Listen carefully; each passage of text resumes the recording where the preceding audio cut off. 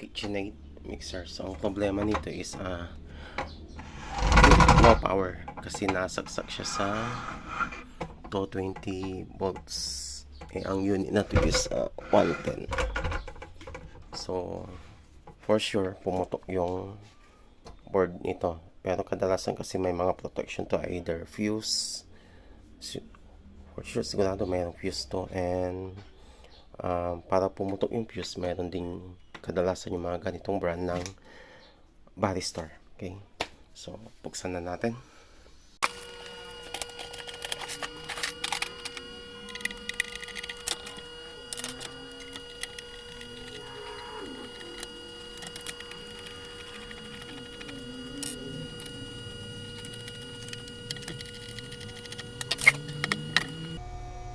Yun, no?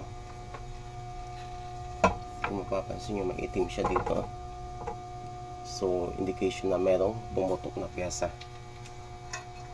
Okay, so yun. Yun siya, guys, oh. Yun, nakitim. So, yun ang pumutok na parts, oh. Ito. So, yan ay Ballystar yan. And check na rin natin kasi wala akong makikitang fuse. Buksan natin dito.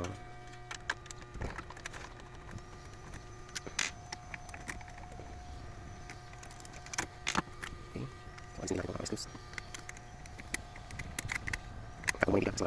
Dumaan siya ng switch.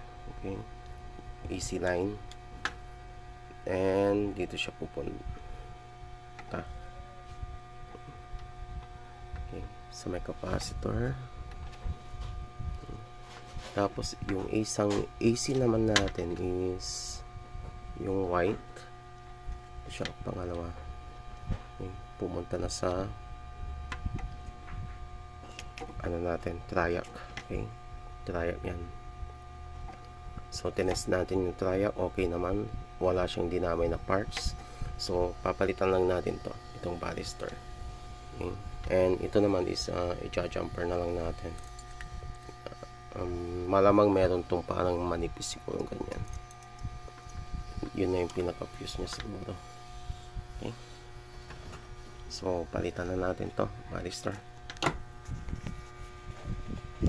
Malita tayo na Ballystar. Okay. Papalitan na natin yon. And ano nga palang gamit ng Ballystar? Ang gamit ng Ballystar is protection niya, just in case nagkamali ng saksak. Ito ang unang-unang mag-short para pumutok yung fuse. Okay, so parang protection siya ng board, kasi kung wala to, mandadamay muna ng pyesa bago pumutok ang fuse. So sira na yung board mo. So in short, gagana ang unit kahit wala to. Okay? Pero iba na rin yung may ganito for protection, kasi hindi rin maiwasan na makalimutan nating i-plug to sa tamang saksakan. So palitan na natin.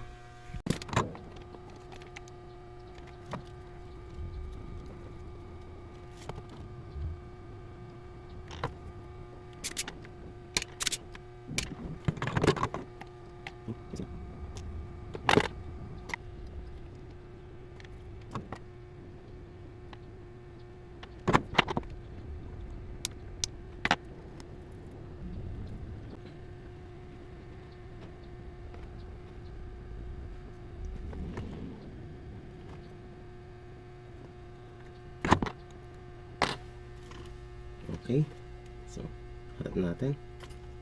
Yan guys, ginamper natin to. Okay, gumamit na lang tayo ng hibla ng alambre, ay ng wire, sorry.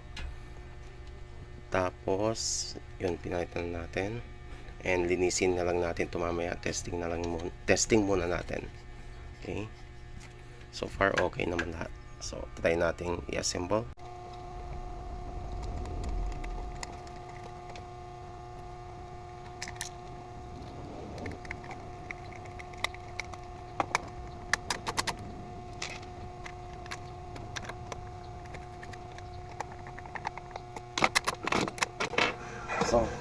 natin.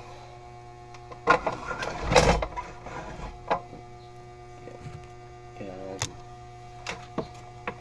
Gamit tayo ng ito.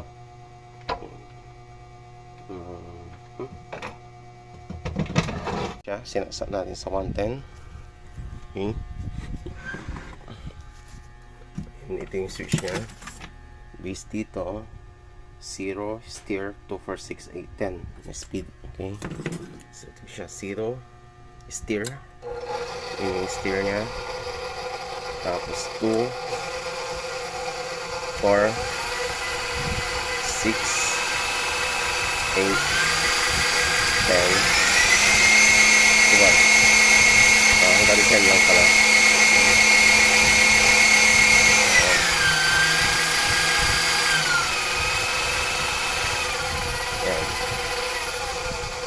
Okay, so hindi na natin siya patatagalin kasi base dito sa ano niya is ano siya, nasa 575 watts siya.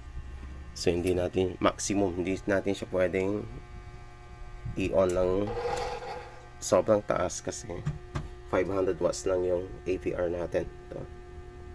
So baka masunog lang to. So at least na-try natin na gumagana siya. Ayos na. Pasab naman dito. Subscribe.